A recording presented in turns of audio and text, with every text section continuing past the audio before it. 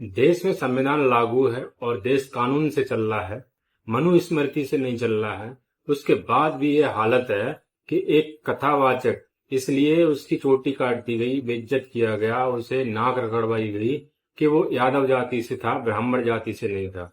अब देख लीजिए, देश में अभी ये स्थिति है। जब संविधान नहीं था, देश आजाद नहीं हुआ था, जब हिंदूवादी या बोल सकते हैं उन्हें मनुस्मृतिवादी लोगों का वर्चस्व था, तब दलितों, आदिवासियों, पिछड़ों पर क्या अत्याचार होता था। वो बात सही है बिल्कुल कि गले में मटकी बांधकर और कमर में झाड़ू लगवाकर, झाड़ू बांध करके चलवाया जाता था, बांध करके चलने के लिए बोला जाता था अगर वो ब्राह्मण बस्ती से जाते हैं। तो ये स्थिति है आज के समय में।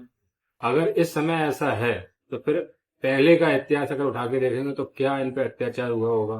ये पूरी घटना इटावा की है। इटावा का एक गांव है, वहां पर एक शास्त्री थे, कथा काम करने का काम करते थे, कथा करने का काम करते हैं, कथावाचक हैं ये, लेकिन ये जाति से यादव हैं। और जब इनकी कथा का प्रोग्राम था एक ब्राह्मण समाज में, ब्राह्मण के गांव में, और ये कथा करने गए, एक दिन कथा की, तो शाम को उन लोगों ने इनकी जाति पूछी। अरे भाई, कथावाचक की जाति क्या होती है? जो कथा करता है, संत होता है, इनकी कोई जाति नहीं होती है। इनसे तो इनका ज्ञान पूछना चाहिए, जाति नहीं। लेकिन जातिवादी ऐसे लोग हैं, वो हमेशा जाति ही पूछते हैं।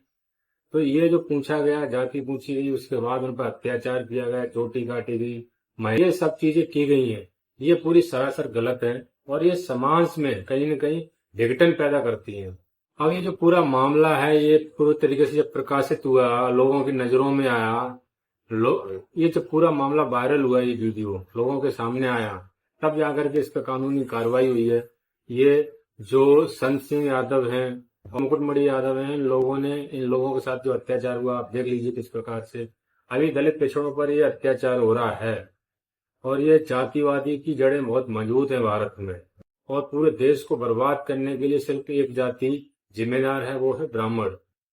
अब इन चीजों से सीख लेते हुए पिछड़े दलित आदिवासियों को एकत्रित होकर के ब्राह्मण समाज का बहिष्कार करना चाहिए और अपने कार्यक्रम खुद करने चाहिए, एक दूसरे के, किसी और को नहीं बुलाना चाहिए।